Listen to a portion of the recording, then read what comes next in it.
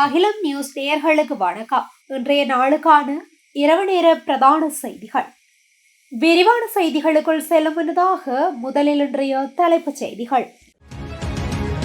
NDB வங்கியில் நடந்த மோசடிகள் குறித்து மத்திய வங்கி வெளியிட்டுள்ள தகவல். இலங்கைக்கு கொண்டுவரப்படவுள்ள சிவப்பு அறிவித்தல் பிரபானை. பல லட்சம் பெறுமதியான சிகரெட்களை நாட்டிற்குள் கொண்டுவர முயற்சி. நாட்டிற்கு வருகை தந்து சுற்றுலா பயணிகளின் எண்ணிக்கை அதிகரிப்பு.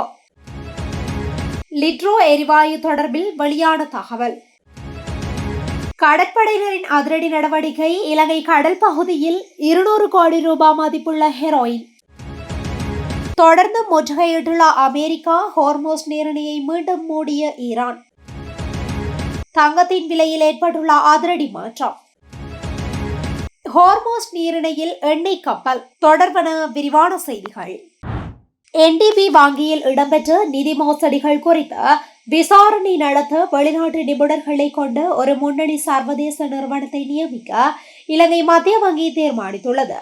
இந்த தணிக்கையானது வெறும் மோசடியை மட்டும் ஆராயாமல் பின்வரும் விடயங்களிலும் கவனம் செலுத்தும் என தெரிவிக்கப்படுகின்றது. மோசடி நடந்த காலத்தில் வங்கியின் கட்டுப்பாடு மற்றும் மேற்பார்வை தோல்விகள், நிர்வாக ரீதியான பலவீனங்கள், சம்பந்தப்பட்ட கொடுக்கல் வாங்கல்கள் எவ்வாறு சட்டவிரோதமாக முன்னெடுக்கப்பட்டன என்ற விரிவான ஆய்வு. மேலும் இந்த தணிக்கை அறிக்கையிடம் நேரடியாக மத்திய வங்கியிடம் சமர்ப்பிக்கப்படும். அத்துடன் வங்கியின் உள்வாரி கட்டுப்பாடுகளை உடனடியாக வலுப்படுத்துமாறு NDB வங்கிக்கு உத்தரவிடப்பட்டுள்ளது. வங்கியின் கொள்கைகள் மற்றும் நடைமுறைகளின் வினைத்திறனை மதிப்பீடு செய்ய ஒரு சுயாதீன 3ஆம் தரப்பு ஆய்வையும் மேற்கொள்ள அறிவுறுத்தப்பட்டுள்ளது. அதே நேரம் பெரிய சர்ச்சை நிலவினாலும் மத்திய வங்கி மூலம் சில முக்கியமான தெளிவுபடுத்தல்களையும் வழங்கியுள்ளமை குறிப்பிடத்தக்கது. 2024 முதல் 2026 வரை சிவப்பு அறிவித்தல் பிறப்பிக்கப்பட்ட 32 குற்றவாளிகள் இலங்கைக்கு கொண்டுவரப்பட்டுள்ளதாக போலீஸ் ஊடக பேச்சாளர் உதவி போலீஸ் அத்தியட்சகர் FU புட்லர் தெரிவித்துள்ளார். இன்று நடைபெற்ற விசேட ஊடகவியலாளர் சந்திப்பில் வைத்து அவர் இந்த விடயத்தை கூறியுள்ளார். மேலும் தெரிவிக்கையில், இந்தியாவில் வைத்து கைது செய்யப்பட்ட இலங்கைக்கு அழைத்து வரப்பட்ட பாதாள உலக குழு தலைவரான கரந்தனிய ராஜு என்பவரை 72 மணி நேரம் தடுத்து வைத்து மேலதிக விசாரணைகள் முன்னெடுக்கப்பட உள்ளன. குறித்த சந்தேக நபருக்கு எதிராக இலங்கையில் உள்ள நீதிமன்றங்களால் 15 பிடியாணை உத்தரவுகள் பிறப்பிக்கப்பட்டுள்ளதோடு 26 வெளிநாட்டு பயண தடைகளும் விதிக்கப்பட்டுள்ளன. மீடியாவோட கரந்தனிய, பலப்பிட்டிய மற்றும் தென் மாகாணத்தில் இடம்பெற்ற கொலை சம்பவங்கள், பாரிய காயங்களை ஏற்படுத்தியமை, கொள்ளை சம்பவங்கள் மற்றும் ஆயுத கடத்தல் போன்ற பல்வேறு குற்றச் செயல்களுக்காக இவர் தேடப்பட்டு வந்தவர் ஆவார். கொழும்பு மத்திய குற்றப்புலனாய்வு பணியகத்தின் சிரேஷ்ட போலீஸ் அத்தியட்சகர் கமல் ஆரியவன்சவின் நேரடி மேற்பார்வையில் இந்த விசாரணைகள் ஆரம்பிக்கப்பட்டுள்ளன. இதேவேளை 2024 முதல் 2026 வரை சிவப்பு அறிவித்தல் பிறப்பிக்கப்பட்ட 32 குற்றவாளிகள் இலங்கைக்கு கொண்டு வரப்பட்டுள்ளனர். மேலும் 15 பேர் சர்வதேச ஒத்துழைப்புடன் அழைத்து வரப்பட்டுள்ளதுடன் சர்வதேச காவலில் உள்ள 8 பேரை விரைவில் நாட்டுக்கு கொண்டுவர திட்டமிடப்பட்டுள்ளது. அத்துடன் மேலும் 94 சிவப்பு அறிவித்தல்களை நடைமுறைப்படுத்த நடவடிக்கை எடுக்கப்பட்டுள்ளது எனவும் அவர் குறிப்பிட்டுள்ளார்.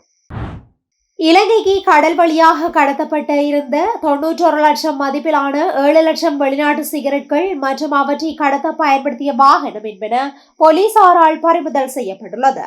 அத்துடன் இந்த சம்பவத்துடன் தொடர்புடைய ஒருவரை மெரைன் போலீசார் கைது செய்துள்ளனர். இந்த சம்பவம் இன்று புதுமடம் கடற்கரை பகுதியில் இடம்பெற்றுள்ளது. இன்று அதிகாலை இலங்கைக்கு கடல் வழியாக கடத்தற் பொருட்கள் அனுப்பப்பட உள்ளதாக கிடைத்த ரகசிய தகவலின் அடிப்படையில் மெரைன் போலீசாரும் கீழ்த்துறை சுங்கத்துறை அதிகாரிகளும் இணைந்து சோதனை நடவடிக்கைகளில் ஈடுபட்டனர். ஒரு வாகனத்தில் இருந்து மூட்டைகளை இறக்கி கடற்கரையில் பதுக்கி வைத்துக் கொண்டிருந்ததை கவனித்த போலீசார் சந்தேக நபர்களை பிடிக்க முயன்றனர். இதன்போது சிலர் தப்பியோடிய நிலையில் ஒருவரை மட்டும் கைது செய்ய முடிந்தது.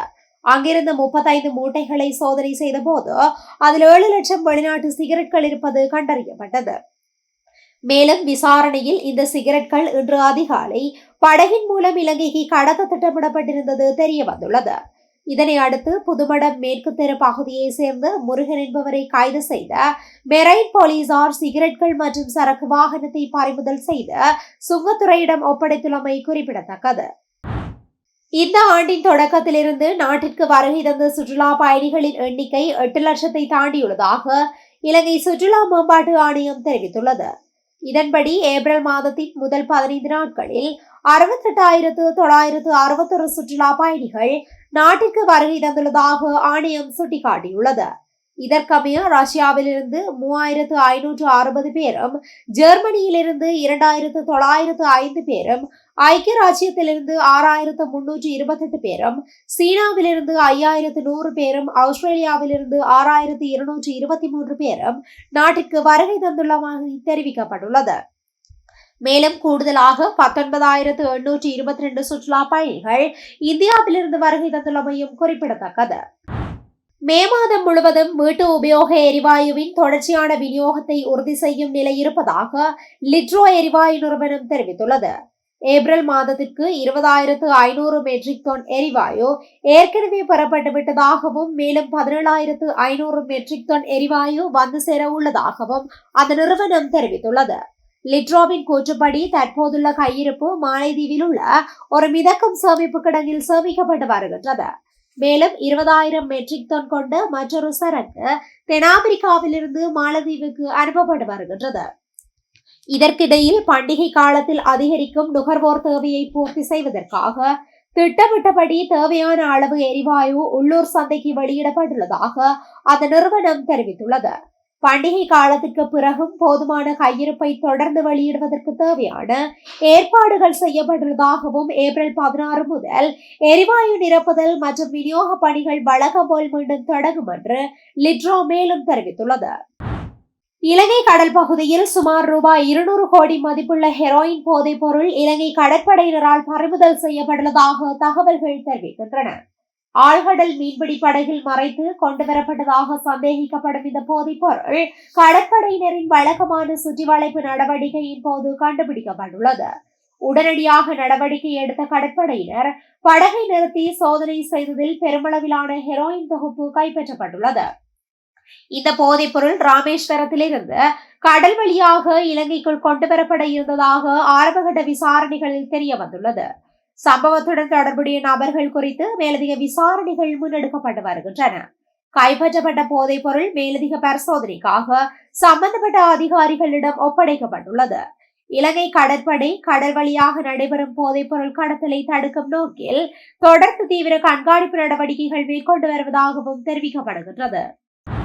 கொழும்பின் புறநகர் பகுதியான ராகம பகுதியில் உள்ள பரிசு பொருட்கள் விற்பனை நிலையத்தில் பொருட்களை திருடியதாக கூறப்படும் குற்றச்சாட்டின் பேரில் பெண்ணொருவர் கொடூரமாக தாக்கப்பட்டு அவரது தலைமுடி வெட்டப்பட்ட சம்பவத்துடன் தொடர்புடைய சந்தேக நபர்கள் விளக்கமறியலில் வைக்கப்பட்டுள்ளனர். பெண்ணை தாக்கிய சம்பவம் தொடர்பாக கைது செய்யப்பட்ட பிரதான சந்தேக நபர் உட்பட 5 சந்தேக நபர்களையும் எதிர்வரும் 20ஆம் தேதி வரை விளக்கமறியலில் வைக்க உத்தரவிடப்பட்டுள்ளது. கைது செய்யப்பட்ட குழுவினர் இன்று வெலிசர பதில் நீதிபதி முன்னிலைப்படுத்தப்பட்டதை தொடர்ந்து இந்த உத்தரவு பிறப்பிக்கப்பட்டுள்ளது. ஈரானிய துறைமுகங்களை அமெரிக்கா தொடர்ந்து முற்றுகையிட்டுள்ளதால் ஹோர்மோஸ் நீரிணையின் மீதான கட்டுப்பாடு தற்போது அதன் முந்தைய நிலைக்கு திரும்பியுள்ளது என்று IRGCயின் கூட்டு ராணுவ கட்டளையகம் ஒரு அறிக்கையை வெளியிட்டுள்ளது.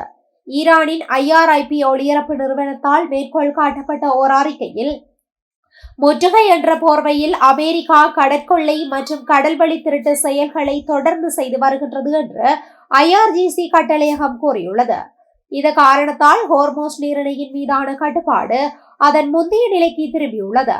மேலும் இந்த மூலோபாய முக்கியத்துவம் வாய்ந்த நீர்வழி தற்போது ஆயுதப்படைகளின் கடுமையான மேலாண்மை மற்றும் கட்டுப்பாட்டின் கீழ் உள்ளது என்று அது கூறியது.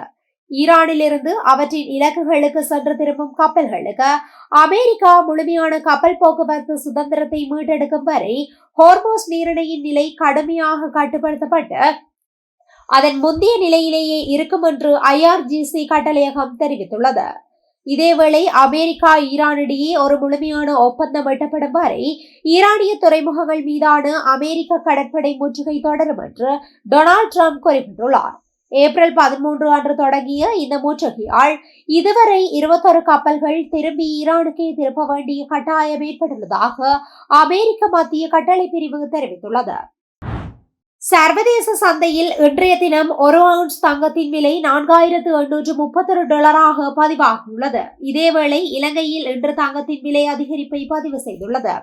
நேற்றைய தினத்துடன் ஒப்பிடுகையில் இன்றைய தினம் தங்க விலை $2,000 அதிகரித்துள்ளதாக அகில இலங்கை நகை வியாபார சங்கம் தெரிவித்துள்ளது. அந்த வகையில் தற்போதைய தங்க விலை நிலவரப்படி 24 கேரட் பவுன் ஒன்றுக்கு $4,02,000 விற்பனை செய்யப்படுகின்றது. 22 கேரட் தங்கம் பவுன் ஒன்றுக்கு $3,70,000 விற்பனை செய்யப்படுகின்றது. இதன்படி 24 கேரட் தங்கம் 1 கிராமின் விலை $50,250 22 கேரட் தங்கத்தின் 1 கிராமின் விலை $46,250 விற்பனை செய்யப்படுகின்றது. அத்துடன் 1 அவுன்ஸ் வெள்ளியின் விலை $80 விற்பனை செய்யப்படுகின்றது. ஹோர்மோஸ் நீரிணையில் இருந்த எண்ணெய்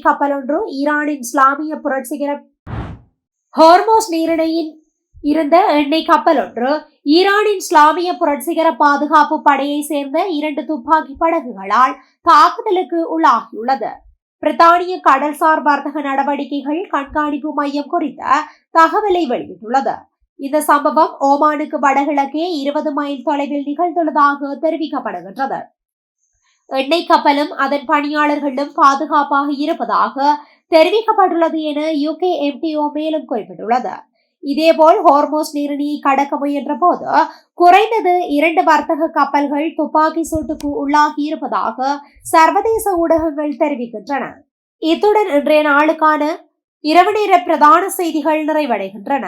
தொடர்ந்து இதுபோன்ற செய்திகளை உடனுக்குடன் அறிந்து கொள்ள அகிலம் நியூஸுடன் இணைந்திருங்கள். நன்றி, வணக்கம்.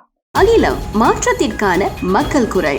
இந்த வீடியோ பிடிச்சிருந்தா லைக் பண்ணுங்க, கமெண்ட் பண்ணுங்க, ஷேர் பண்ணுங்க. மறக்காம கீழே இருக்க பெல் ஐகானை கிளிக் பண்ணுங்க.